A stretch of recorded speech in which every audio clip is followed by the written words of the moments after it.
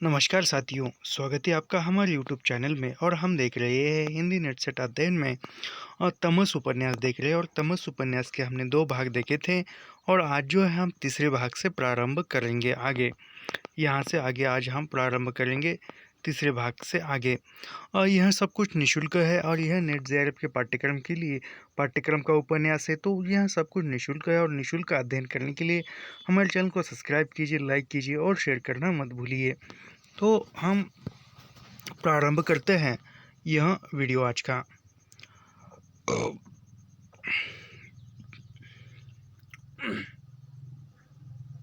गली में कदम रखते ही नत्थू ने चैन की सांस ली। गली में अंधेरा था, जबकि सड़कों पर अंधेरा छनने लगा था।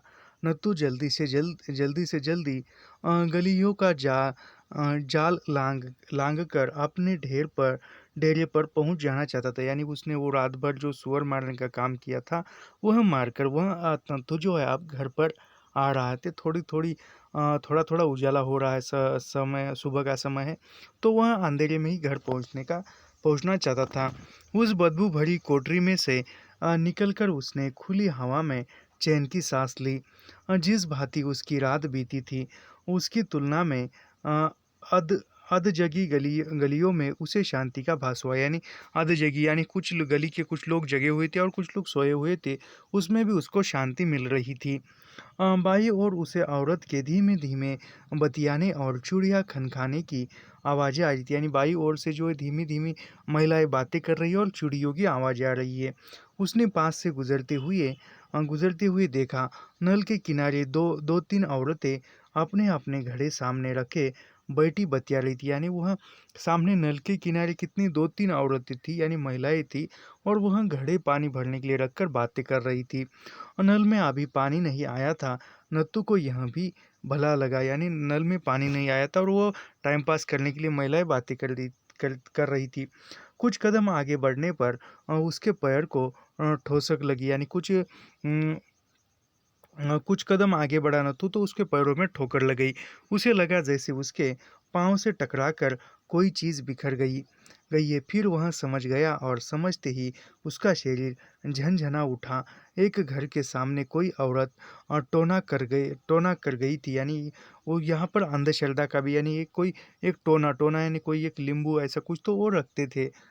हमें भी उतना पता नहीं। कुछ थिगलियों में चिपटे कंकड़ और गूथे आटे का पुतला और उसमें खोसी हुई लकड़ी की चप खपचियाँ थी। यानी यानी यहाँ पर टोने में क्या क्या था, टोने में कौन कौन सी सामग्री थी, ऐसा पूछा जा सकता है। तो उसमें टोने में टोना यानी जो अंधश्रद्धा का प्रतीक, काला जादू वो करते उस प्रकार का कर गई थी।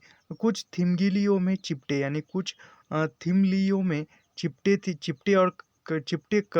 कंकड़ और गूथे आटे का पुतला था, याद रखिए। उसमें खोसी हुई लकड़ी थी, यानी खोसी हुई लकड़ी थी और खपचिया थी। कोई बदनसी औरत अपना क्लेश किसी दूसरे के घर पर डालने के लिए टोना कर गई थी। यानी वो टोना किस लिए किया था कि किसी औरत ने, किसी महिला ने अपने ऊपर की जो भी क्लेश है, जो भी समस्या है, वो दूसरों के यहाँ पर जाए, इसलिए वो रखा था।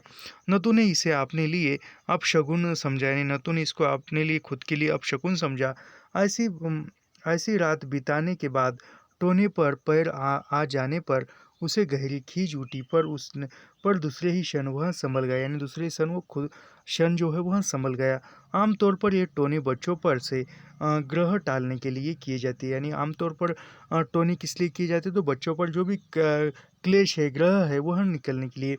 जबकि नत्थू के कोई औलाद नहीं थी। यानी नत्थू की कोई औलाद नहीं थी। वह वह अस्वस्थ सा फिर आगे बढ़ गया। यानी वो उसका कोई बच्चा नहीं था, दोनों ही पति पत्नी थे, और वह सोचकर आगे बढ़ गया।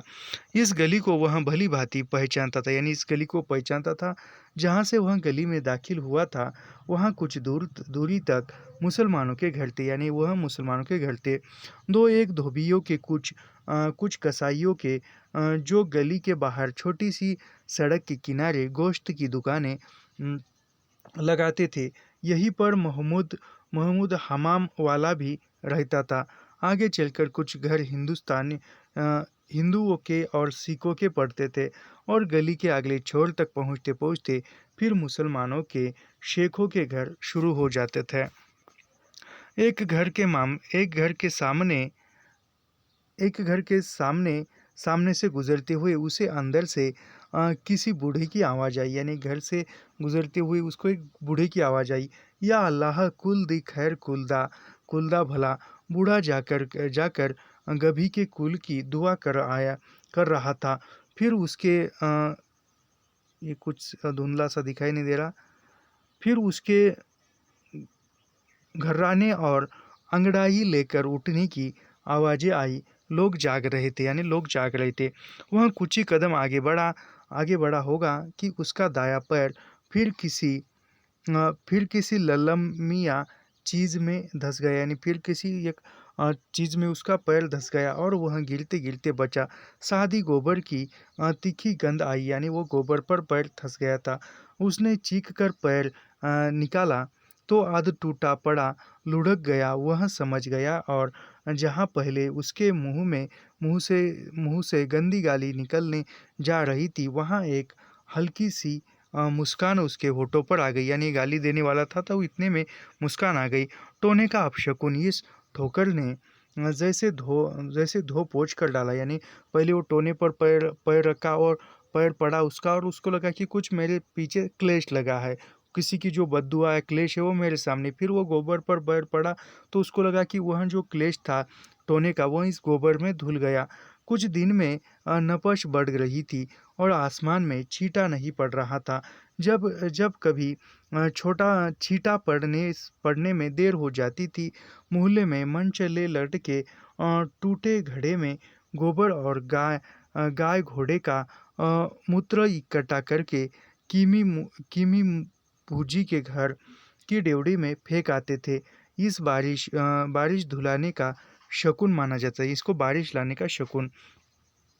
एक घर के सामने एक आदमी गली में बंधी गाय के पास खड़ा सानी पानी कर रहा था, यानी जो एक व्यक्ति था वह उसके घर के सामने गाय बंधी हुई थी और उस गाय के पास खड़े कर सानी पानी यानी मुंह वो धो रहा था।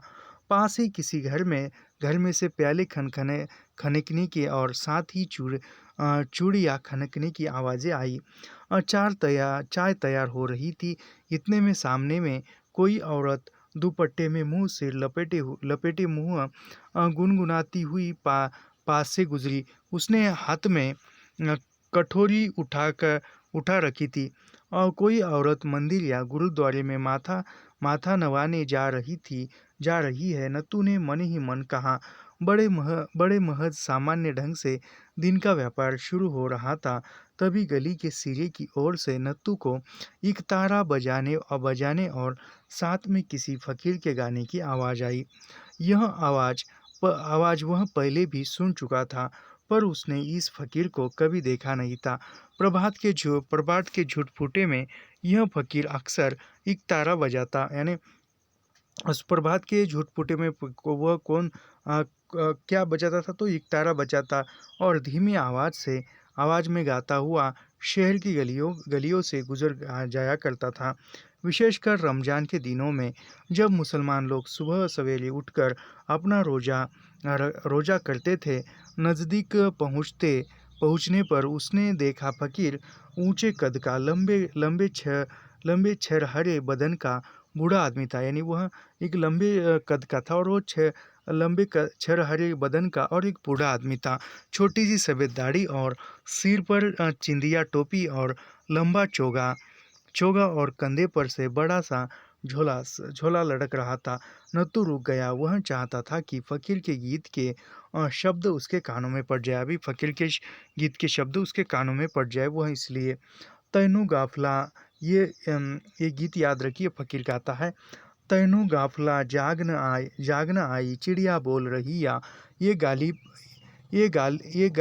गाफिल तू अभी तक सोया पड़ा है, जबकि पक्षी चहचहाने लगे हैं। फकीर गीत गाता हुआ आ रहा था। एक तारे की धीमी सी आवाज़ जो अक्सर नत्थू के सपनों में घुल मिल जाया करती थी और सोए सोए भी उसे प्यारी सी लगती थी, अब भी उसे बड़ी मोटी लगी। उसने जेब में से एक पैसा निकाल कर यानी जेब में से उसने एक पैसा निकाल कर फ़कीर के हाथ में दे दिया।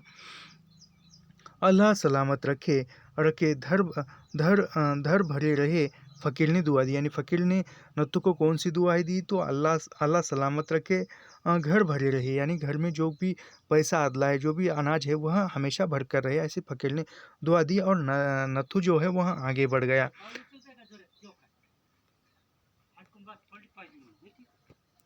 गली पाल गली पार करने पर वह कुछ कुछ उजाले में आ गया, जहाँ से टांगा हाँकने वाले गाड़ीवानों का मोहल्ला शुरू हो जाता था। सड़क पर पहुँच जाने पर भी दृश्य बहुत बहुत कुछ बदला नहीं था, केवल यह उजाला हो गया था। सड़क के किनारे दो तीन टांगे खड़े थे, जिसके पास आसमान की ओर से उड़े हुए मानो सबके लिए दुआ कर रहे थे, यानी वहाँ पर खड़े हुए लोग सबके लिए दुआ कर रहे थे। लंबी दीवार के सामने खड़ा एक गाड़ीवान अपने घोड़े को खरहरा कर रहा था। पास में बैठी दो औरतें गोबर की थापियाँ बना कर अभी से मिट्टी की दीवार पर लगा रही थी, यानी जो वो चूल्हा जलाने के लिए गोबर की थापियाँ बनाते थे, हमारे गांव में आज भी बनाते हैं। सड़क के बीचों बीच एक घोड़ा अपने आप अकेला ही सहज स्वाभाविक गति से चहलकदमी कर रहा था। प्रातःकाल के शांत सुहावने समय में जगह जगह हल्की हल्की हल्की जीवन की गति आंगड़ाइयाँ ले रही थी, यानी जो जीवन की जो आंगड़ा ये है गति है वह प्रारंभ हो रही थी। नतु को लगा जैसे वह टहलने निकला है। वह नहीं चाहता था कि कोई उसे देखे या पहचाने, पर साथ ही साथ उसके मन की अपनी हड़बड़ाहट बहुत कुछ दूर हो चुकी थी और वह सोए चहल कदमी सी करता हुआ एक मोहल्ले से दूसरे मोहल्ले में जा रहा था, यानी घर की ओर जा रहा था। सहसा उसे ख्याल आया छकड़ा कहाँ तक पहुँचा होगा, यानी उसको ख्याल आया कि छकड़ा जो है कहाँ तक पहुँचा हो, जो मरा हुआ सूअर ले जा रहा है, वह किस ओर जा रहा होगा।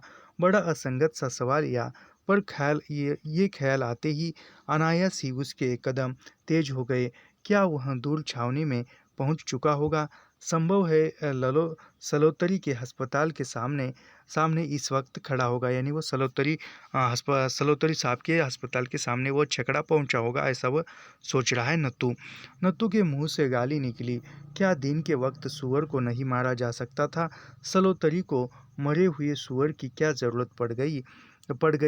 ज़रूर कहीं सुअर का मांस बेचने के लिए उसे मंगवाया गया होगा, यानी वह नत्थू के मन में एक संभ्रम है कि सलोतरी साहब ने जो उसका मांस बेचने के लिए मंगवाया होगा। रात का व्यापार याद करके उसके बदन से सिहरन सी हुई। उसने बड़ी बड़ी भोड़ी रात काटी थी। पसीना सुअर की बू बंद कोठरी सुअर की हुंकारे। 3-4 बार सुअर ने अपनी थुतनी से उसके पैर चाटे थे, यानी वह उसके मुंह से जो पैर चाटे थे नत्थू के, और उसकी चमड़ी ही पैरों पर से नोच डाली थी। सुअर के मरने तक नत्थू स्वयं अधमरासा हो चुका था। माड़ में आए मुराद अली जहाँ नत्थू का मन आवेगा वही घूमेगा। उसने जेब पर हाथ लगाकर फिर से नोट की चमराहट सुन ली। हमें क्या, हमने अपने पैसे खरे कर लिए, यानी वो कहता है कि हमें क्या, वो कुछ भी करे मरे हुए सुअर का, हमें हमारे पैसे मिल गए। चरनी के पास पहुंचकर वह दाएं हाथ घूम गया। तभी दूर शेखों के बाग की घड़ों की आवाज़ सुनाई दी। शायद 4 का घंटा बज रहा था। इस वक्त उसकी आवाज़ कितनी साफ सुनाई दे रही थी। दिन के वक्त कभी सुनाई नहीं पड़ती, शहर के शोर में खो जाती थी। इस वक्त तो लगता आसमान के रास्ते आकार उसके कानों में पड़ रही है। कुछ क्षण बाद दूर शहर के बीचों बीच ऊंचे टीले पर बने शियाले पर से मंदिर की घंटियों की आवाज़ आई। आवाज़ें बढ़ रही थी। जगह जगह घरों के दरवाजे खुल रहे थे। कुछ लोग खैकारते अपनी छड़ियाँ सड़क पर पट पटपटाने घूमने जा रहे थे। एक ए, ए- एक चरवाहा एक बकरवाह अपनी 3-4 बकरियां लिए बकरियों का दूध बेचने निकलता था। यानी वह एक बकरियां चराने वाला अपनी 3-4 बकरियों को लेकर दूध बेचने के लिए निकल पड़ा था। नत्थू के कदम फिर शिथिल पड़े। उसे सुबह की शीतल सुहावनी हवा में घूमने में मजा आ रहा था। अब वह गाड़ीवानों का मोहल्ला लांग आया था और इमादीन के मोहल्ले मोहल्ले के बाहर कमेटी के बड़े मैदान के किनारे रेलिंग के साथ साथ चलता जा रहा था। दाएं हाथ रेलिंग के पार ढलान थी और ढलान उतरकर बहुत बड़ा मैदान शुरू हो जाता था। इस मैदान में हर आए दिन कुछ न कुछ होता रहता था। जाड़ों में हर इतवार को यहाँ कुत्तों की लड़ाई हुआ करती थी। यानी जाड़ों के दिन में इस मैदान में कुत्तों की लड़ाई हुआ करती थी, याद रखिए। लोग शर्तें बांधते थे। जख्मी कुत्ता मैदान में से भागने की कोशिश करता तो चारों ओर राड़ी भीड़ उसे भागने नहीं देती थी। यहीं पर इस मैदान से नेजाबाजी हुआ करती थी। यानी नेताबाजी, नेजाबाजी है, यानी नेताबाजी हुआ करती थी। हजारों का जमाव होता था। यहीं पर बाहर से आने वाले सर्कस लगा करते थे। ताराबाई का सर्कस और परशुराम का सर्कस यहीं पर वैशाखी ढोल बजा करता था। दंगल हुआ करती थी। यानी किन किन सर्कसों का नाम आया है, तो यहाँ पर ताराबाई का सर्कस और परशुराम का सर्कस, दो सर्कसों का नाम आया है, याद रखिए। यहीं पर आप सियासी जलसे होने लगे थे। आप आए दिन जलसे होते थे। इस मैदान में मुस्लिम लीग के जलसे होते थे और बेलसा पार्टी के भी, जबकि कांग्रेस के जलसे यहाँ से दूर अनजान मंडी के पास छते हुए मैदान में होते हैं। उसने जेब में से बीड़ी निकाली और ठंडी ठंडी रेलिंग पर बैठकर बीड़ी के कस लगाने लगा। तभी ईमानदीन के मोहल्ले के पीछे से मस्जिद में से अजान पढ़ने की आवाज़ आई। प्रभात का अंधेरा एक और परत छनक कर गिर गया था और आसपास के कुछ सांप नजर आने लगे थे। यानी उजाला हो रहा था। नत्थू रेलिंग पर से उतर आया और बीड़ी बुझा दी। यानी वो रेलिंग से उतर आया और बीड़ी बुझा दी और फिर से इमामदीन के मोहल्ले की गलियों का रुख किया। उसे सहसा याद हो आया कि मुराद अली इसी कमेटी के मैदान के एक और कहीं रहता था। उसे यकीनी तौर पर तो मालूम नहीं था, लेकिन उसने एक बार मुराद अली को उस ओर से आते देखा था। यूँ तो मुराद अली शहर भर में घूमता था, अपनी पतली सी छड़ी उठाए सड़कों के बीचों बीच चलता, कभी किसी मोहल्ले में तो कभी किसी मोहल्ले में नजर आया करता था। उसकी घनी काली मूँछों के बीच कभी भी उसके दांत नजर नहीं आते थे। हंसता भी तभी नजर नहीं आते थे। केवड़ा बाछे खिल जाती थी और उसके गोल मंडोल चेहरे में आंखें छोटी सी पहनी आंखें में सांप की आंखों की तरह चमकती रहती थी। क्या मालूम यही कहीं फिर से नज़र आ जाए। यानी वो क्या कहता है कि क्या मालूम फिर से कहीं यहाँ पर नज़र आए, यहाँ से चल देना ही बेहतर है। अगर कहीं उसने देख लिया तो बिगड़ेगा। और उसने नत्थू से ताकीद की थी कि सुअर की लाश उठवा देने के बाद वह उसी कोठरी में मुराद अली का इंतज़ार करे, पर नत्थू वहाँ से भाग आया। यानी मुराद अली ने कहा था कि सुअर को जब तुम छकड़े पर दोगे तो फिर उसी कोठरी में इंतज़ार करना। सुअर कटाई के पैसे मिल गए तो क्या वहाँ कचरे और बू में पड़ा रहता। यानी सुअर यदि मैं निकल गया तो फिर वहाँ मैं कचरे में क्यों खड़ा रहूँगा। नत्थू एक सकरी गली में दाखिल हो गया और कुछ दूर जाकर दाएं हाथ को एक दूसरी गली में मुड़ गया। जो बल खाती हुई उत्तर की ओर चली गई थी। थोड़ी दूर जाने पर उसके कानों में सी गान मंडली की आवाज़ पड़ी, वैसे ही जैसे कुछ देर पहले फ़कीर के गाने की आवाज़ आई थी। यानी गाने वाले पहला फ़कीर मिलता है गाने वाला, और दूसरा जो है एक गाने वाली मंडली। वह कुछ ही कदम आगे बढ़ पाया था कि दूर दूर, ये समझ में नहीं आ रहा लेकिन मामने वाली होगा, सामने वाली है। दूर सामने वाली गली के मोड़ पर उसे गाने वाली की आवाज़ अधिक स्पष्ट और ऊंची सुनाई देने लगी। नत्थु समझ गया था कि यह कोई प्रभात फेरी की मंडली होगी, यानी जो प्रभात फेरी निकली थी वहाँ। उन दिनों शहर में कुछ ज़्यादा ही जलसे जुलूस नजर आने लगे थे। नत्थु की समझ में कुछ भी साफ नहीं था, पर हवा में नारे थे और उन्हें वह बहुत दिनों से सुनता आ रहा था। यह गान मंडली अ, बर कांग्रेसों की जान पड़ती थी, क्योंकि मंडली के आगे आगे कोई आदमी तिरंगा झंडा उठाए चला आ रहा था। जब मंडली नज़दीक पहुंची तो नत्थु एक और की गली के दीवार के साथ सटक कर खड़ा हो गया। मंडली गीत गीत गाती हुई सामने से गुजरी, यानी मंडली जो है, जो प्रभात फेरी है, वो गीत गाती हुई सामने से गई। उसने देखा 8-10 लोग थे। 2 लोग के सिर पर सफ़ेद गांधी टोपी थी। कुछ कुछ के सिर पर फौजी टोपी थी। दो एक सरदार भी थे। उम्र रसीदा लोग भी थे और जवान भी। उसके पास से गुजरने पर एक आदमी ने ऊंची आवाज़ में नारा लगाया, यानी नारा कौन सा लगाया?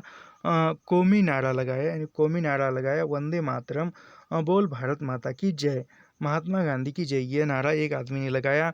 उसके बाद सहसा, केवल क्षण भर की चुप्पी के बाद, कुछ ही दूर पर जहाँ गली एक और गली इस गली को काट गई थी, और एक और नारा उठा, यानी दूसरा नारा उठा कि पाकिस्तान जिंदाबाद, पाकिस्तान जिंदाबाद, कायदे आज़म जिंदाबाद, कायदे आज़म जिंदाबाद। यानी पहला नारा कौन सा सुना?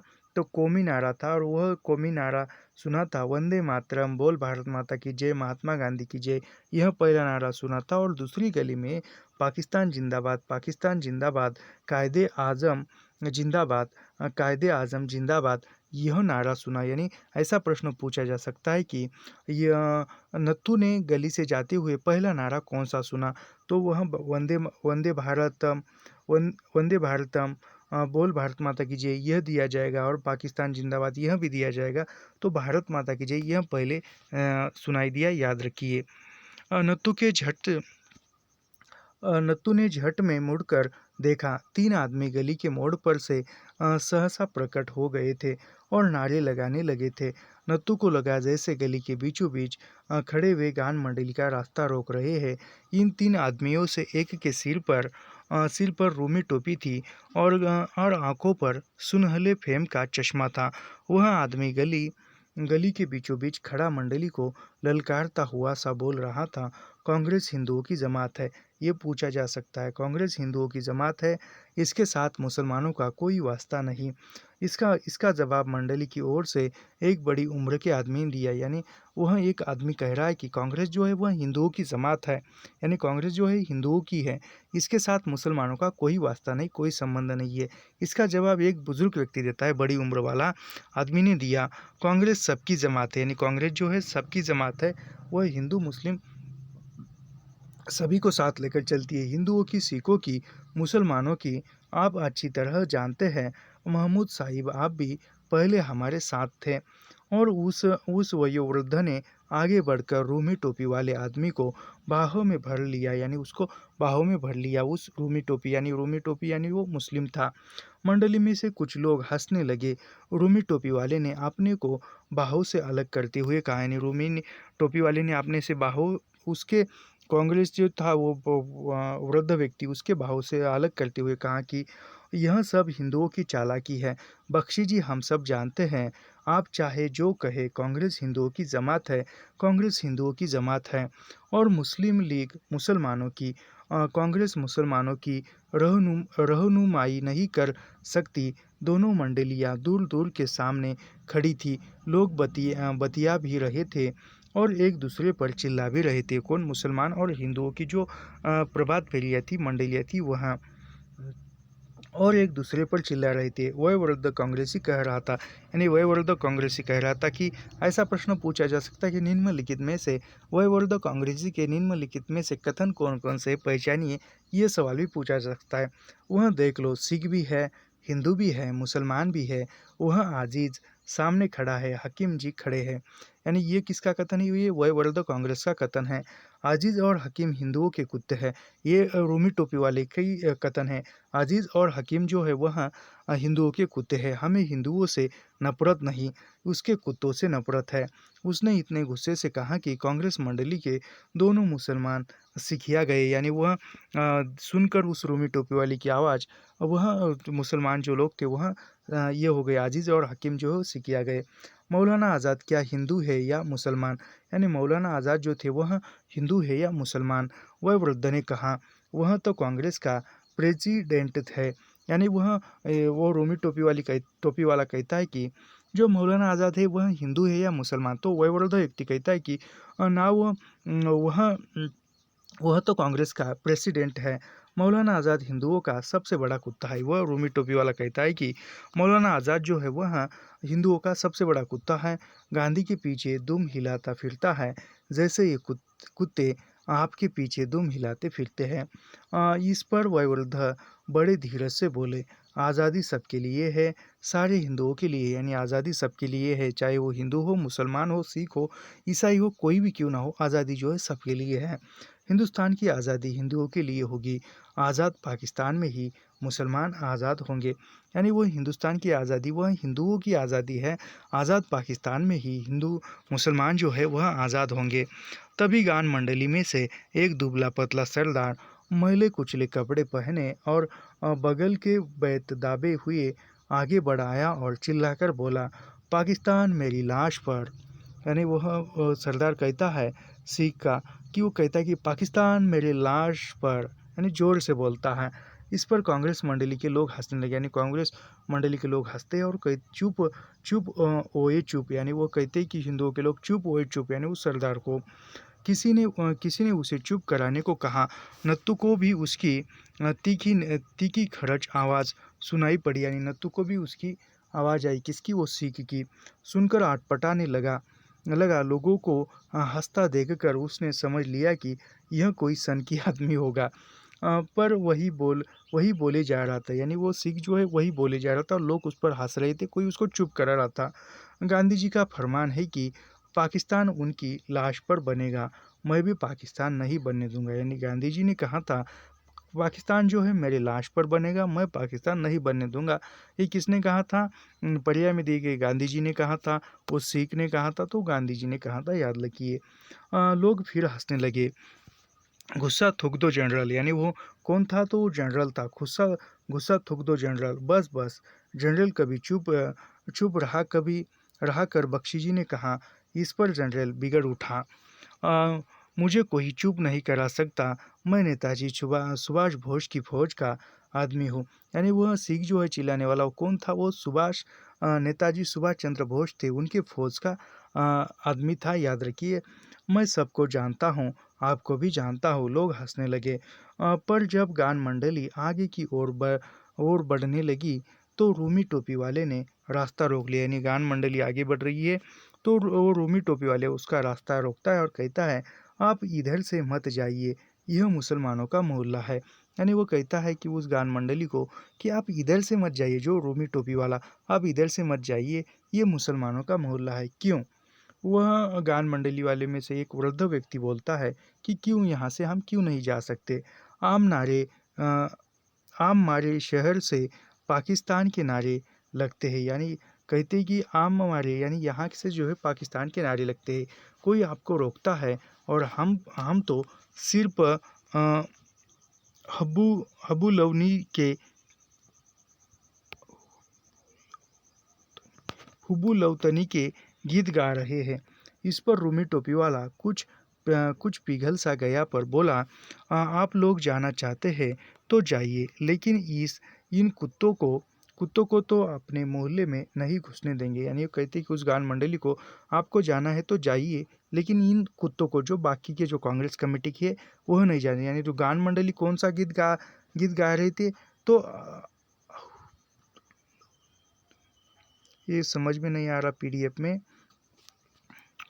इसको ज़रा जूम करके देखते हैं। अब्दुल लवतनी ऐसा कुछ दिखाई दे रहा है।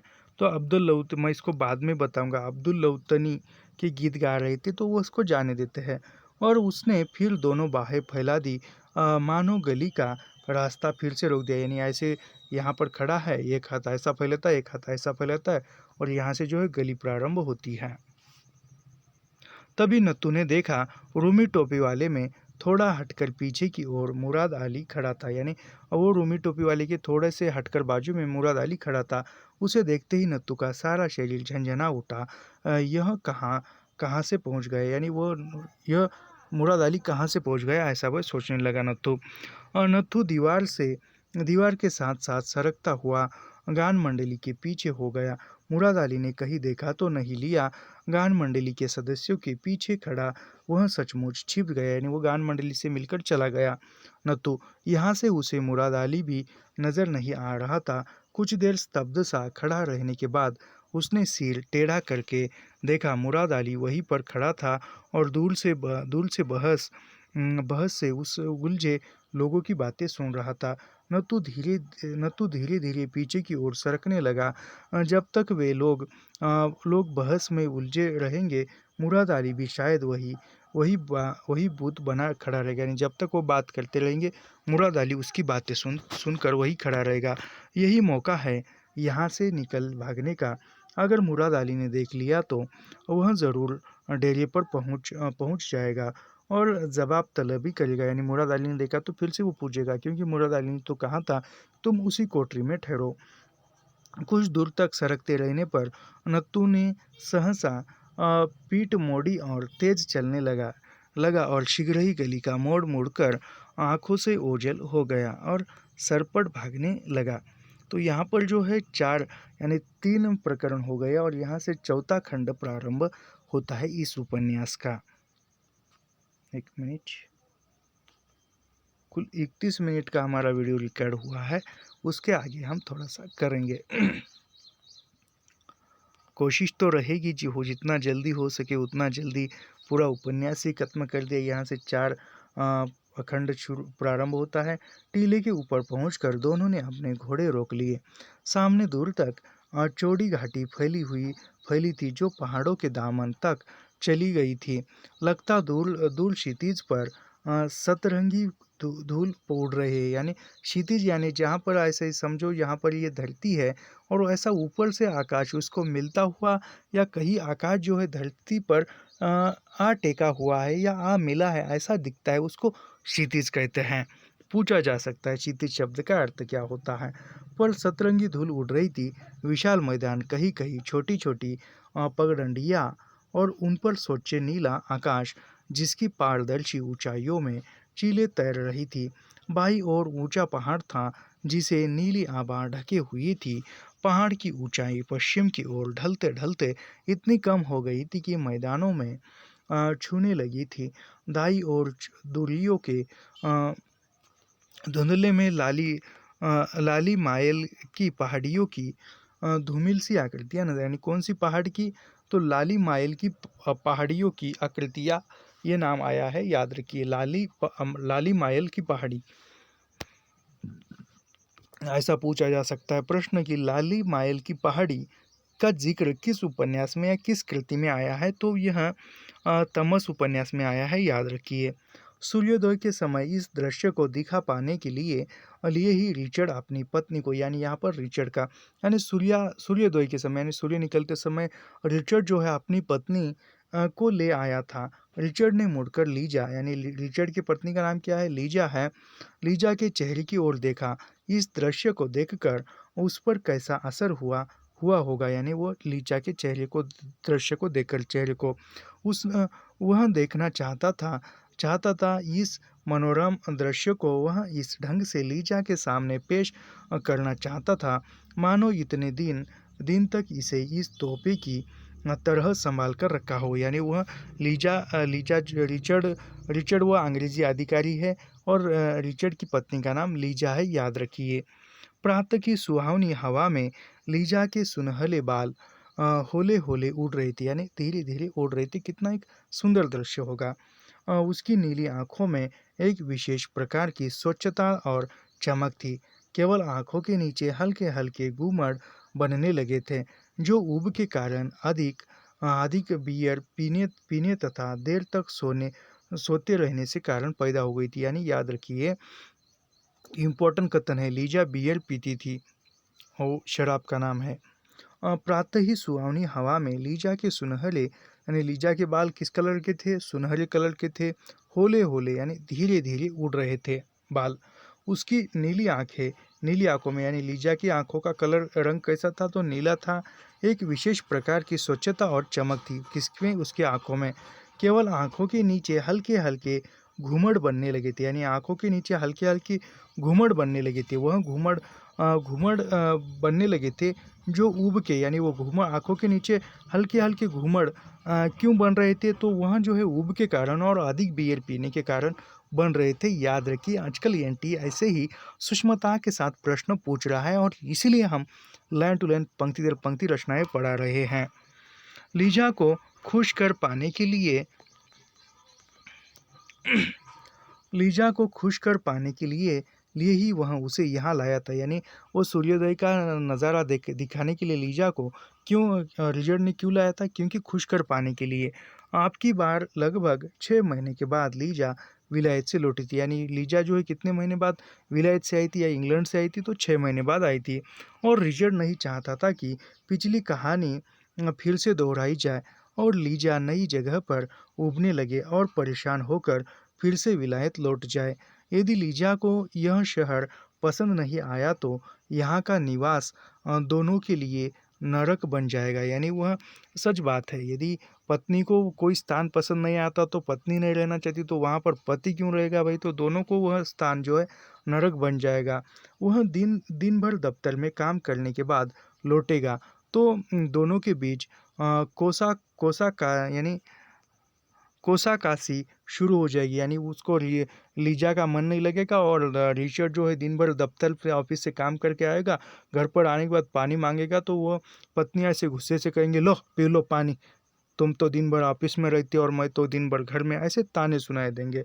रिचर्ड ने मन ही मन में पक्का इरादा कर लिया था कि सुबह का वक्त वह लीजा के साथ बिताएगा। यानी सुबह के वक्त रिचर्ड ने इरादा किया था, ठान लिया था कि सुबह का वक्त अपने पत्नी लीजा के साथ ही बिताएगा। इसी कारण पिछले एक हफ्ते से लीजा आई थी।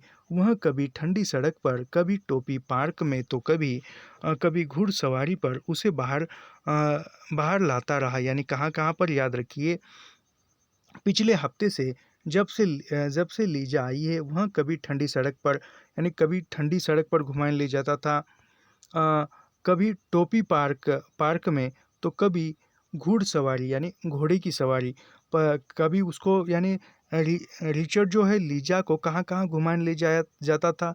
तो कभी ठंडी सड़क पर, कभी टोपी पार्क में, तो कभी घुड़सवारी करने के लिए उसे बाहर लाता रहा था। अपनी ओर से लीजा भी पूरी कोशिश कर रही थी कि वह रिचर्ड की रुचियों में रुचि लेने लगे और अपने मन को लगाए रखे। जिले के डिप्टी कमिश्नर की पत्नी के नाते, यानी रिचर्ड कौन था? तो रिचर्ड जो था वह जिले का डिप्टी कमिश्नर था। याद रखिए, जिले का डिप्टी कमिश्नर रिचर्ड है, याद रखिए, और उसकी पत्नी का नाम लीजा है, याद रखिए। नाते लीजा अकेली थी। छावनी सदर में घूमती तो देसी लोग उठ उठ कर सलामें करते थे। यानी वह डिप्टी कमिश्नर की पत्नी ही कभी छावनी में घूमती थी तो बाकी लोग जो है उठकर सलाम करते थे, नमस्कार करते थे, भाग भाग कर उसका हुक्म बजा लाते थे। पर कोई कोई कहाँ तक अकेला घूम सकता है?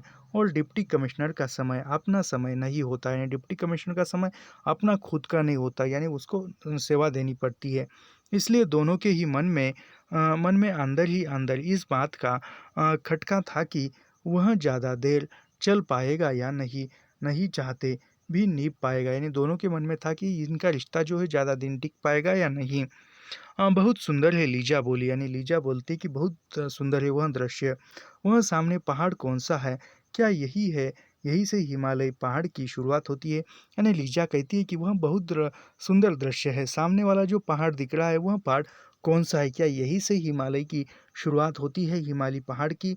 हाँ, यही से समझो, यानी रिचर्ड कहता है कि यही से समझो। रिचर्ड ने प्रोत्साहित होकर कहा, और यह घाटी आगे चलकर ऊंचे पहाड़ों के बीच सैकड़ों मील दूर तक चली गई है। कितनी सुनसान सी घाटी है, लीजा बुदबुदाई, यानी लीजा ने कहा कि कितनी सुनसान सी घाटी है। नहीं लीजा, यह बड़ी ऐतिहासिक घाटी है, यानी रिचर्ड कहता है कि नहीं लीजा, यह जो घाटी है यह सुनसान नहीं है, यह काफ़ी ऐतिहासिक घाटी है। हिंदुस्तान में आने वाले सभी हम साल हमलावर सभी हमलावर इसी रास्ते से आते थे, यानी इस ऐतिहासिक घाटी से ही जितने भी हिंदुस्तान पर हमला करने वाले आए थे, इसी रास्ते से आए थे। मध्य एशियाई ने आने आने वाले भी, और मंगोलिया से आने वाले, यानी कौन कौन से हमला करने वाले या हमलावर इस घाटी से आए थे, तो एशिया से आने वाले और मंगोलिया से आने वाले इसी रास्ते से आए थे। रिचर्ड का उत्साह बढ़ रहा था, यानी वो ऐतिहासिक था। रिचर्ड का उत्साह बढ़ रहा था। अलेक्जेंडर भी इसी रास्ते से हिंदुस्तान में आया था, यानी वह इस ऐतिहासिक घाटी से कौन कौन आए थे भारत में, तो याद रखिए, पहले एशियाई आए थे, एशियाई, फिर मंगोलिया के आए थे, और फिर अलेक्जेंडर भी इसी रास्ते से आया था। आगे चलकर घाटी दो रास्तों में बढ़ गई। एक रास्ता तिब्बत की तरफ, यानी वह कहता है कि आगे चलकर यह जो घाटी है दो रास्तों में बढ़ती है, और दो रास्तों में एक रास्ता तिब्बत की तरफ चला गया है, दूसरा अफगानिस्तान तरफ, यानी यह मेरी तिब्बत यात्रा जो राहुल सांस्कृत्यायन का रचना है उसमें इसका जिक्र आया है, मेरी तिब्बत यात्रा का, याद रखिए। यानी यही जो घाटी है आगे दो रास्तों में बढ़ जाती है, एक रास्ता तिब्बत की तरफ चला गया, और दूसरा जो अफगानिस्तान की तरफ। इसी रास्ते सौदागर लोग भी और सौदागर लोग और बुद्ध धर्म के प्रचारक भी दूर दूर तक जाते थे। बड़ा ऐतिहासिक इलाका है। मैं तो पिछले महीने भर से इसमें घूम रहा हूँ। इतिहासकार के लिए तो यह इलाका वेश कीमत है। जगह जगह पुरानी इमारतें, खंडहर है, किले बुद्ध विहार है। तुम तो रिचर्ड यूँ बातें कर रहे हो जैसे यह तुम्हारा अपना देश है, यानी इतनी घुल मिलकर बड़ा चढ़ाकर बातें कर रहा है रिचर्ड अपनी पत्नी से। तो उसकी पत्नी लीजा कहती है कि तुम तो ऐसे बता रहे हो यह कोई अपना खुद का देश हो। लीजा ने हंसकर कहा, देश अपना नहीं है लीजा, पर इतिहास का विषय तो अपना है। यानी रिचर्ड कहता है कि यह देश अपना नहीं है, लेकिन ये इतिहास का विषय तो है, अपना है। रिचर्ड ने मुस्कुराकर कहा, फिर घुड़सवारी का बेत पहाड़ की ओर दिखाते हुए बोला, उस पहाड़ के पीछे करीब 17 मील की दूरी पर टेक्सिला के खंडहर है। टेक्सिला जानती हो ना? हाँ, हाँ, नाम सुना है। यानी लीचा कहती कि हाँ, टेक्सिला का मैंने नाम सुना है। वहाँ किसी ज़माने में बहुत बड़ी यूनिवर्सिटी हुआ करती थी, यानी टेक्सिला में बहुत बड़ी यूनिवर्सिटी हुआ करती थी। लीजा मुस्कुरा दी, वह समझ गई कि रिचर्ड आप घाटी का सारा इतिहास सुना देगा। यानी वो लीजा समझ गई कि घाटी का जो अब इस सारा इतिहास है वह रिचर्ड सुना देगा। उसे रिचर्ड का उत्साह अच्छा लगा। रिचर्ड सूखे पत्थरों के बारे में भी बड़े उत्साह से बातें कर सकता है, जिसमें बच्चों जैसा कुतूहल है। डिप्टी कमिश्नर होने के बावजूद एक प्रकार का भोलापन है।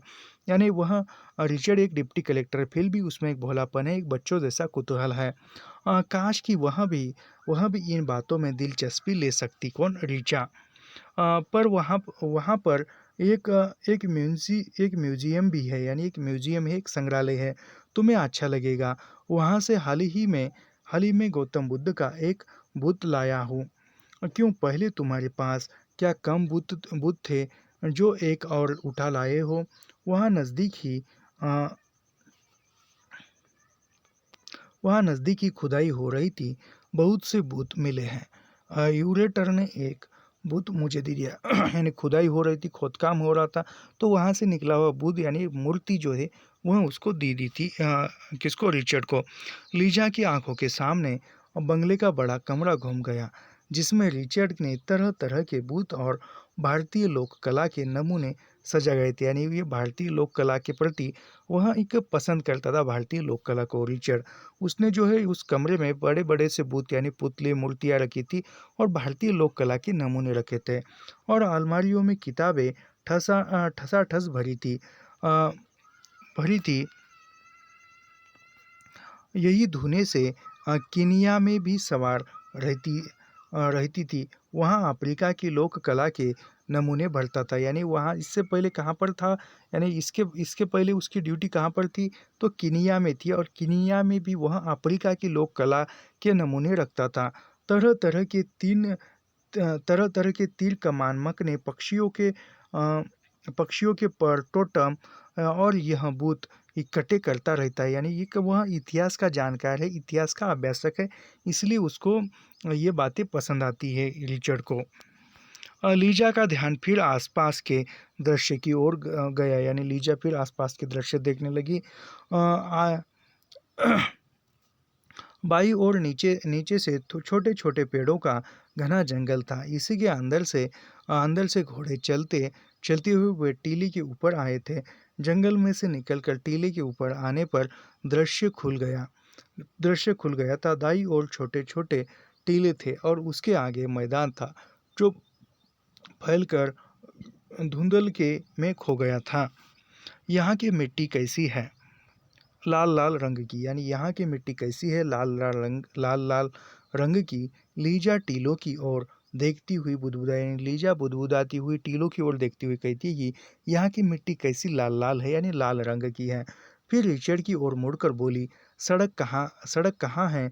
यहाँ क्या हम फिर से जंगल के रास्ते ही लौट जाएंगे? यानी वो लीजा कहती है कि यहाँ सड़क कहाँ है, यहाँ हम फिर से ही जंगल की ओर ही लौट जाएंगे।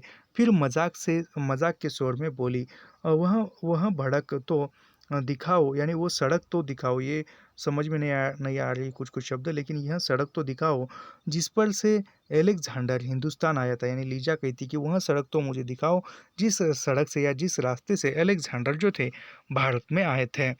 उन दिनों पक्की सड़कें नहीं थी लीजा। यानी वह कहता है रिचर्ड लीजा से कि उन दिनों जो है पक्की सड़कें नहीं थी, लेकिन एक पुरानी सड़क लगभग 400 मील पुरानी उस टीले के पीछे से होकर चली गई है। लीजा ने रिचर्ड की ओर देखा और मोटे फ्रेम के चश्मे के नीचे रिचर्ड के चेहरे का निचला हिस्सा बड़ा नाजुक सा लगता था। यानी रिचर्ड के रिचर्ड के चेहरे का निचला हिस्सा, यानी जो गले के इसका तो निचला था, वह हिस्सा काफ़ी नाजुक लगता था। लीजा का मन हुआ रिचर्ड उस इलाके के पत्थरों खंडहरों की चर्चा छोड़कर उसके साथ लाड़ प्यार से बातें करे। ये काफ़ी अच्छा सवाल किया भाई, अच्छा लेखक ने लिखा है। तो वह पत्नी साथ में है, भले ही जंगल में घूम रहे हैं, पत्नी साथ में है, तो पत्नी की तारीफ करनी चाहिए, उसके साथ कुछ घर परिवार की बातें करनी चाहिए। ये रिचर्ड जो है पेड़ पौधों की बातें कर रहा है, पत्थरों की बातें कर रहा है, खंडहरों की बातें कर रहा है। तो यह बातें सुनकर जो है लीजा जो है वह ऊब गई थी। उसको वह चाहती थी कि उसके साथ लाड़ प्यार की बातें करे, पर रिचर्ड अपनी लहर में बोले जा रहा था। अभी इसको इतिहास पसंद है पत्नी से ज़्यादा, या हम क्या कर सकते हैं, हमारा काम है पढ़ाना और पढ़ा रहे हैं। इस इलाके के लोग भी बहुत पुराने ज़माने से सैकड़ों वर्षों से यहाँ बसे हुए, यानी इस इलाके के लोग जो है इस मोहल्ले के बहुत साल पहले से यही है। फिर लीजा की ओर घूमकर बोला, क्या यहाँ के लोगों को तुमने ध्यान से देखा है? एक ही नस्ल के लोग हैं, ये काफ़ी इम्पोर्टेंट है। क्या यहाँ के लोगों को तुमने ध्यान से देखा है? एक ही नस्ल के लोग हैं। नाक नक्श सबके एक जैसे हैं, एक तरह के नाक, होठ, चौड़ा ऊंचा माथा, अ, ब्राउन रंग की आंखें। यहाँ के लोगों की आंखें ब्राउन रंग की है, तुमने ध्यान दिया लीजा?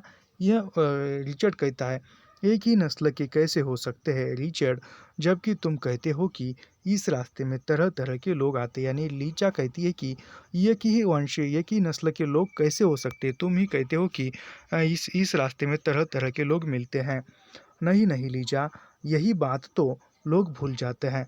रिचर्ड की आवाज़ में उत्तेजना आ गई थी, मानो वह अपनी किसी खोज को प्रमाणित करने जा रहा हो।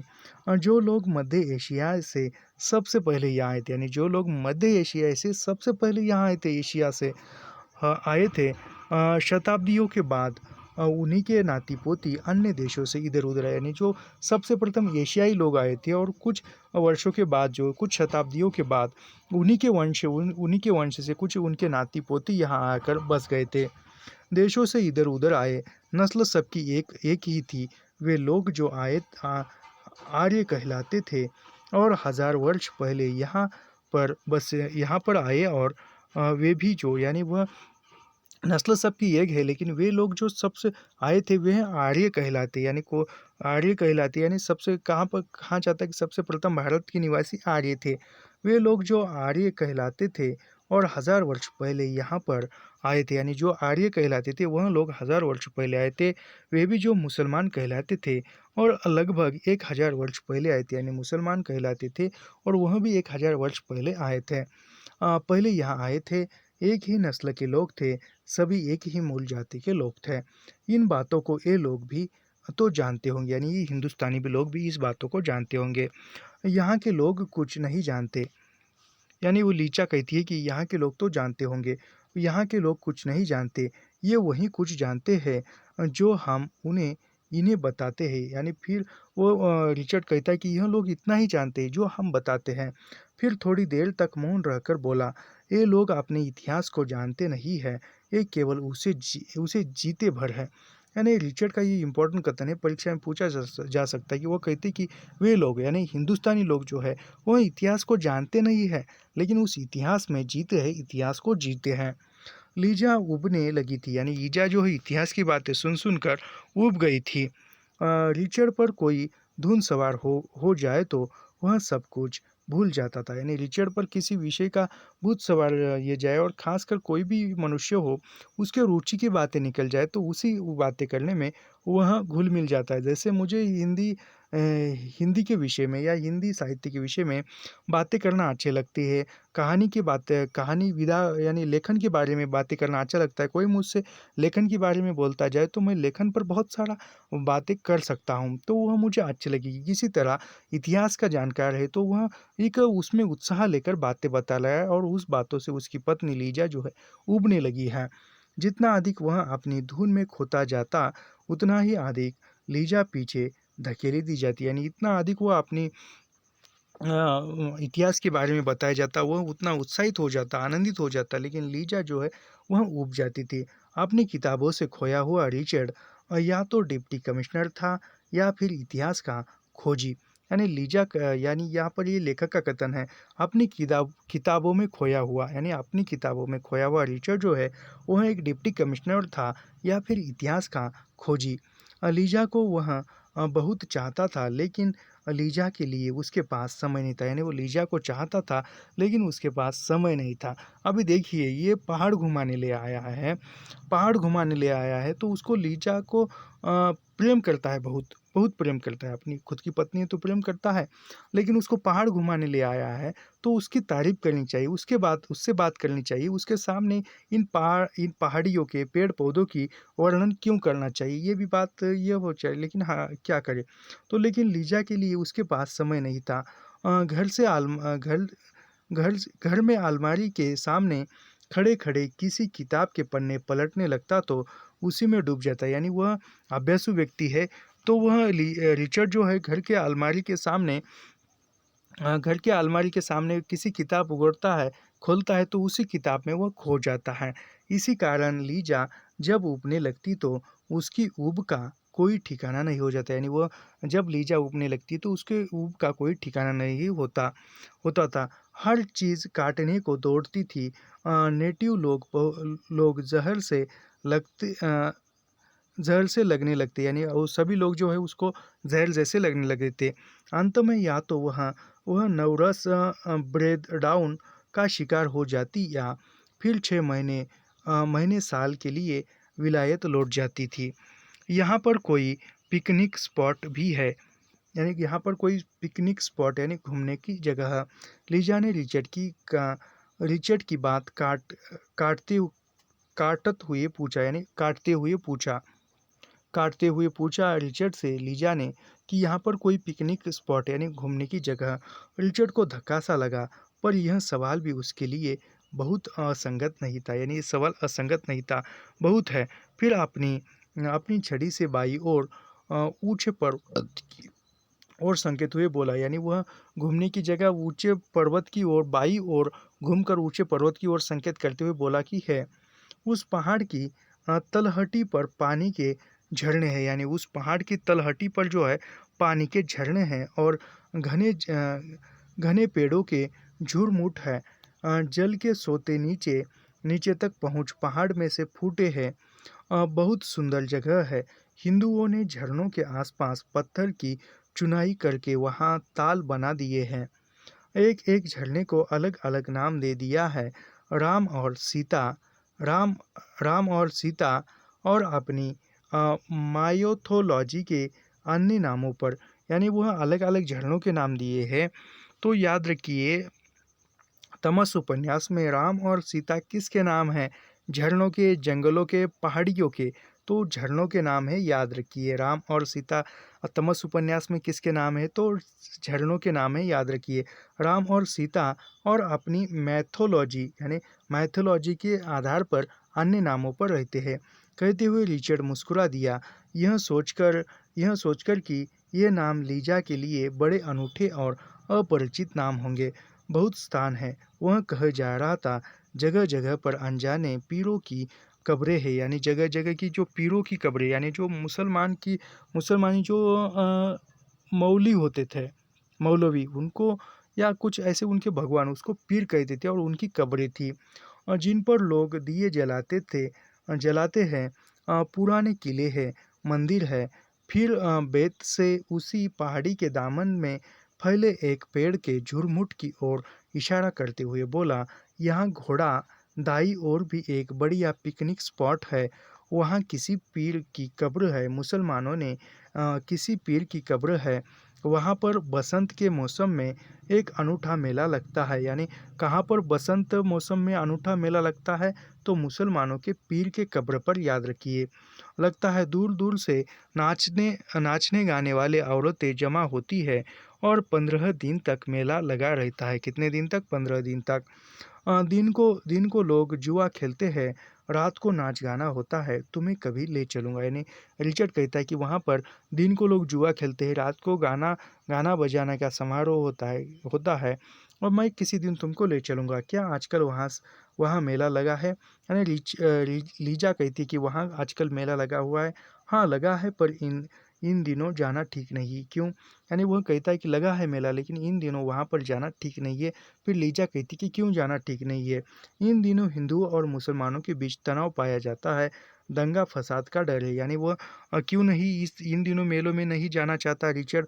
तो वह अपनी पत्नी से कहता है कि इन दिनों हिंदू मुसलमानों के बीच तनाव का वातावरण है, दंगे का वातावरण है, तो इसीलिए हम नहीं जा सकते। लीजा ने हिंदुओं और मुसलमानों की स्थिति के बारे में सुन रखा था, लेकिन वह इनके बारे में जानती बहुत कम थी। यानी लीजा ने हिंदू मुस्लिम के बारे में सुना था, लेकिन ज़्यादा कुछ नहीं जानती थी। मैं तो अभी तक हिंदू और मुसलमानों को अलग से पहचान भी नहीं सकती। तुम पहचान लेते हो रिचर्ड, कि आदमी हिंदू है या मुसलमान? यानी वह सवाल कौन करता है रिचर्ड से? कि लीजा करती है, उसकी पत्नी कहती है कि मैं तो अभी तक हिंदू कौन है, मुसलमान कौन है, इसको मैं पहचान नहीं सकती। तुम जानते हो क्या रिचर्ड? ऐसा वो सवाल करती है और रिचर्ड कहता है कि हाँ, मैं पहचान लेता हूँ। घर का खानसामा या हिंदू है या मुसलमान? यानी घर का खानसामा या हिंदू है या मुसलमान है। यानी वह लीजा कहती है कि घर का खानसामा जो है वह हिंदू है या मुसलमान है? तो वह कहता है कि मुसलमान है। तुम कैसे जानते हो? यानी खानसामा यानी मालिक हो सकता है घर का। तो वह मुसलमान है। तो फिर लीजा कहती है कि तुम कैसे जानते हो? उसके नाम से, फिर उसकी छोटी सी दाढ़ी से, उसके पहनावे से भी, फिर वह नमाज पढ़ता है। यहाँ तक कि उसके खान पान के तरीके भी अलग है। यानी यहाँ पर याद रखिए, उसके नाम से, यानी हिंदू मुसलमान को रिचर्ड किस प्रकार जानता है? उनके नाम से जानता है। फिर उसकी छोटी सी दाढ़ी से जानता है, उसके पहनावे से, पोशाक से जानता है। वह नमाज पढ़ता है, यानी हिंदू और मुस्लिम नमाज पढ़ता है, इसीलिए पढ़ता है। यहाँ तक कि उसके खान पान के तरीके भी अलग है। तुम्हें सब मालूम है रिचर्ड? यानी लीजा कहती है कि तुम्हें सब कुछ मालूम है। कुछ कुछ मालूम है, यानी रिचर्ड कहता है कि सब कुछ मालूम नहीं, कुछ कुछ मालूम है। तुम इतना कुछ जानते हो, तुम्हें ढेरों बातें मालूम है। मैं तो कुछ भी नहीं जानती। तुम मुझे भी बताना रिचर्ड। रिचर्ड, मैं भी समझना चाहती हूँ। और वह तुम्हारा सेक्रेटरी, वह जो उस रोज स्टेशन पर आया था, सफ़ेद सफ़ेद दांतों वाला, वह कौन है, हिंदू या मुसलमान? वह कहता है रीचा कहती है लीजा कि वह जो गाड़ी से स्टेशन पर लेने आया था तुम्हारा सिक्योरिटी वह मुसलमान है या हिंदू है। जो सफ़ेद दांतों वाला था वह हिंदू है। वह सिक्योरिटी कौन था? तो सिक्योरिटी यानी रिचर्ड का सेक्रेटरी हिंदू था। तुमने कैसे जाना? यानी वो कहती है कि तुमने कैसे जाना उसको, उसके नाम से। फिर वो कहता है कि उसके नाम से जाना मैंने। तुम नाम से ही जान सकते हो, यानी हिंदू या मुसलमान है तुम नाम से भी जान सकते हो रिचर्ड। यह लीजा कहती है। बड़ा आसान है लीजा। फिर रिचर्ड कहता है कि बड़ा आसान है नामों से जानना। मुसलमानों के नामों के अंत में अली, दीन, अहमद ऐसे शब्द लगे रहते हैं। यानी याद रखिए काफ़ी इंपॉर्टेंट है, परीक्षा में पूछा जा सकता है। मुसलमानों के नाम के आगे अली, दीन, अहमद ऐसे शब्द लगे रहते हैं। जबकि हिंदुओं के नामों के पीछे ऐसे शब्द जैसे लालचंद, राम लगे रहते हैं। रोशनलाल, रोशनलाल होगा तो हिंदू, रोशन दिन होगा तो मुसलमान। याद रखिए, रोशनलाल होगा तो हिंदू, रोशन दिन होगा तो मुसलमान। इकबाल चंद होगा तो हिंदू, इकबाल चंद होगा तो हिंदू और इकबाल अहमद होगा तो मुसलमान। इतना इतना कुछ तो मैं कभी भी नहीं जान सकूंगी। लीजा हतोत्साहित होकर यानी निरुत्साह होकर बोली, इतना तो मैं कभी नहीं जान सकूंगी। और वह टर्बन वाला आदमी कौन है? तुम्हारी गाड़ी चलाता है जिसकी लंबी लंबी दाढ़ी है। यानी वह कहती कि वह टर्बन वाला है, यानी ड्राइवर जो है वह तुम्हारी गाड़ी चलाता है वह कौन है? वह सिख है। जिसकी लंबी दाढ़ी है वह कौन है? सिख है। यानी रिचर्ड का ड्राइवर जो है वह सिख है। उसे पहचानना मुश्किल नहीं है। लीजा हंसकर बोली, यानी लीजा हंसकर कहती है कि अम, आ, उसको पहचाना मुश्किल नहीं आसान है। सभी सिखों के नाम के पीछे सिंह लगा रहता है। यानी सभी सिखों के नाम के पीछे जो है सिंह लगाया रहता है, इसलिए वो जाना आसान हो जाता है। रिचर्ड ने कहा। दोनों टीलों पर से नीचे उतरने लगे। हवा में हल्की हल्की हल्की तपिश आने लगी थी। सूरज निकल आया था और वातावरण में से रहस्य का झीना पर्दा उड़ने लगा था। इस इलाके में घूमने का बहुत मज़ा है। तुम्हें अच्छा लगेगा लीजा। हर वीकेंड कहीं न कहीं निकल जाया करेंगे। यानी तुम्हें घूमना अच्छा लगता है, हर छुट्टी के दिन कहीं ना कहीं घूमने जाया करेंगे। रिचर्ड का घोड़ा आगे आगे आगे था। दोनों गोल गोल पत्थरों से आटे सूते नाले को पार कर रहे थे। इस वीकेंड को कहाँ चलोगे? आ, टेक्स आ, टेक्सिला, यानी इस वीकेंड को आप कहाँ चलोगे? तो वह कहता है टेक्सिला। लीजा की आवाज़ में रिचर्ड को हल्का सा व्यंग का व्यंग का भास हुआ। रिचर्ड के लिए टेक्सिला बहुत ही सुंदर और महत्वपूर्ण स्थान था। यानी किसके लिए वह टेक्सिला महत्वपूर्ण स्थान था? रीचा के लिए या रिचर्ड के लिए? तो रिचर्ड के लिए महत्वपूर्ण स्थान था, याद रखिए। वहाँ पर वह घंटों घूमता रहता था, बार बार जाना चाहता था।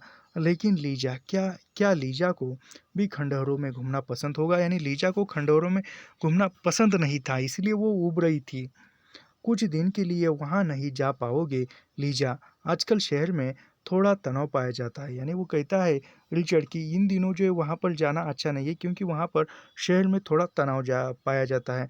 जब स्थिति बेहतर हो गई तो चलेंगे। इस वीकेंड तो रिचर्ड को सूझ नहीं पाया कि कहाँ जाए। यानी इस वीकेंड को कहाँ जाए पता नहीं था। आने वाली वीकेंड कैसा होगा वह कहीं लीजा को ले जा पाएगा नहीं। वह स्वयं स्पष्टतया नहीं जानता था। यानी आगे कहाँ जाना है कुछ कह नहीं सकते थे। कहीं निकल जाएंगे, वह बुदबुदाए। यानी वो कहता है कि कहीं निकल जाएंगे, ऐसा करके वो बुदबुदाता है। एक मिनट, थोड़ा सा हम इसको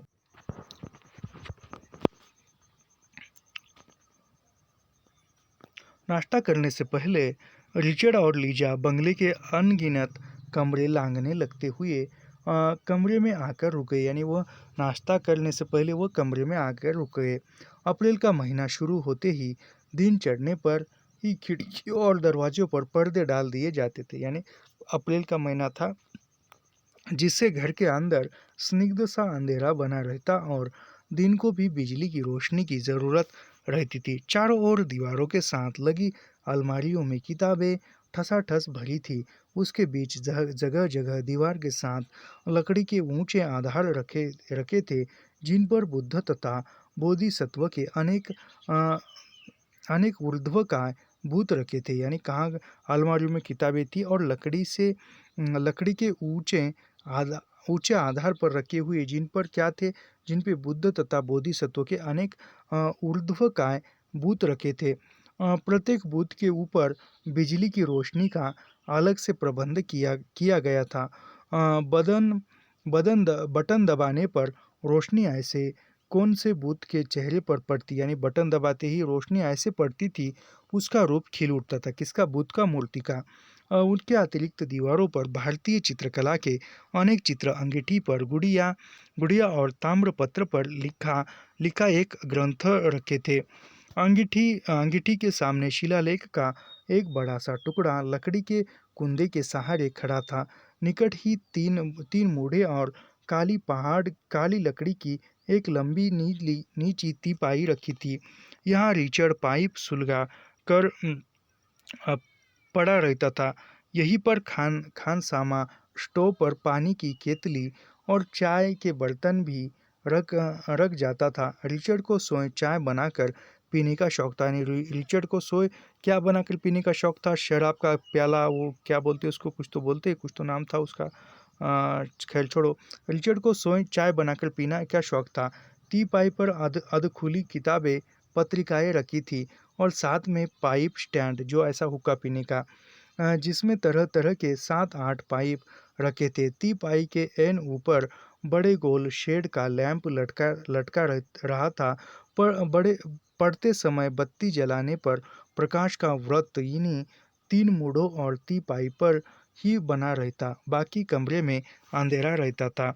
लीजा की कमर में हाथ डाले रिचर्ड बुद्ध की मूर्तियाँ, जिन्हें उसने लीजा के चले जाने के बाद इकट्ठा किया किया था, एक एक करके दिखाने लगा। यानी ऐसे पत्नी की कमर पर ऐसे हाथ रखकर पीछे से वो जो पत्नी को यानी लीजा जाने के बाद जो भी मूर्तियाँ रखी थी वो दिखाने लगा था।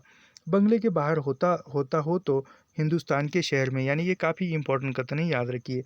बंगले के बाहर होता हूँ तो हिंदुस्तान के शहर में होता हूँ। बंगले में लौटता हूँ तो पूरे हिंदुस्तान में लौट आता हूँ। रिचर्ड कह रहा था। मोटे काले फ्रेम का चश्मा, मुंह में पाइप, कोहनियों पर लगे इन बॉल, पुराना कोट और नीचे नीचे कार्टराई की ढीली सी पतलून पहने एक कमरे से दूसरे कमरे में जाता हुआ रिचर्ड किसी संग्रहालय का क्यूरेटर लगता था। ये बुद्ध की एक मूर्ति के सामने आकर रुक गए थे, यानी एक बुद्ध की मूर्ति के सामने आकर रुक गए थे। बुद्ध की मूर्तियों की सबसे बड़ी खूबी वह धीमी सी मुस्कान है, जो उसके होठों के आसपास खेलती रहती है। बुद्ध के चेहरे को एक ऐसी रोशनी में रखना चाहिए जिसमें यह मुस्कान उघड़ अ, उगड़ आए। ठहरो, मैं तुम्हें दिखाता हूँ, रिचर्ड ने कहा और सामने रखी बुद्ध की मूर्ति को थोड़ा दाईं ओर घुमा दिया और बटन दबा दिया, जिससे बुद्ध के ऐन ऊपर टंगी रोशनी जग गई। देखो लीजा, देखा लीजा, देखा लीजा, देखा, रिचर्ड ने चहकर कहा। लीजा को भी लगा कि बुद्ध के चेहरे पर मुस्कान सहसा खिल उठी उठी है, शांत, स्निग्ध, तनिक व्यंग्यपूर्ण मुस्कान। यानी बुद्ध के चेहरे पर लीजा को किस प्रकार की मुस्कान दिखाई दी? शांत, स्निग्ध और तनिक। तनिक यानी छोटी और शांत यानी एक मौन जैसी, और स्निग्ध यानी भी करुणामय। तो उस प्रकार की जो है व्यंग्यपूर्ण, यानी शांत, स्निग्ध, तनिक और व्यंग्यपूर्ण मुस्कान दिखाई दी। मुस्कान होठों के कोनों में छिपी रहती है। 45 डिग्री के कोण पर से हल्की सी रोशनी डालो तो ऐसे ऐसे फूटकर बाहर आ जाती। यानी कितनी डिग्री हल्की सी रोशनी डालने पर मुस्कान फूटकर बाहर आती है? तो 45 डिग्री के कोण पर, यानी 45 डिग्री, यानी ऐसा करते हैं तो ये 90 अंश का कोण होता है। यहाँ पर 90 अंश का कोण होता है ऐसा करने से। 45 यानी हम इसको ऐसा करते जाए, ये 45 यानी ये 10, 20, 30, ये यानी ये ऐसा कोण। खैर छोड़ो, हम गणित नहीं पढ़ रहे हैं यहाँ पर। मुस्कान होठों के कोनों में छिपी रहती है। 45 डिग्री के कोण पर से हल्की सी रोशनी डालो तो जैसी फुटकर बाहर आ जाती है। अब इसी का कोण मोड़ दो तो मुस्कान बहुत बहुत ओझल हो जाती है। लीजा ने मुड़कर रिचर्ड के चेहरे की ओर देखा। ये आदमी लोग कितने अजीब होते हैं, कितना रस ले लेकर पत्थरों और खंडहरों के बारे में बातें करते हैं। अरे लीजा चाह रही कि मेरी तारीफ कर भाई, मुझे देख, मेरी मुझसे बातें कर, मुझको वो पत्थरों के बारे में, मूर्तियों के बारे में मत बता, ऐसा रीचा कर रही है। ऐसा ही लेखक का कथन है यहाँ पर। लीजा के मुड़कर रिचर्ड के चेहरे की ओर, यानी लीजा ने मुड़कर रिचर्ड के चेहरे की ओर देखा। ये आदमी लोग कितने अजीब होते हैं, कितना रस ले लेकर पत्थरों और खंडहरों के बारे में बातें करते हैं। कोई स्त्री इन बातों के बारे में जानते हुए भी इतना चहकेगी नहीं, इतनी डीग नहीं मारेगी। उसने रिचर्ड का बाजू दबा दिया और उसके कंधे पर अपना गाल रख दिया। यानी वह कोई स्त्री वो इतनी बातें जानकर भी इतना रस लेकर नहीं बताएगी जितना कोई पुरुष बताएगा, और कोई स्त्री साथ में है तो और बड़ा चढ़ा कर बताएगा। ये बात सच है। कोई दृश्य देख रही है और उसको पता है उस किसी पुरुष को उसके साथ कोई उसकी स्त्री है, जो उसको जानता है, पहचानता है, प्रेम करता है, तो और रस लेकर वो बातें बताएगा, वर्णन करेगा। अ, बुद्धि के बूतों अ, बुद्ध के बूतों की यही सबसे बड़ी खूबी है। एक हल्की सी मुस्कान बुद्ध के होठों पर खेलती रहती है। रिचर्ड ने कहा और झुककर लीजा के बालों को चूम लिया। यानी ऐसा कहा और फिर झुककर लीजा के बालों को उसने चूम लिया। हर कमरे में तरह तरह की बत्तियां थी, यानी हर कमरे में तरह तरह की बत्तियां, लाइटें थी। जहाँ कहीं बैठने का प्रबंध था वहाँ से घंटी की तार किचन तक अथवा बाहर बरामदे तक गई थी। यानी एक मिनट,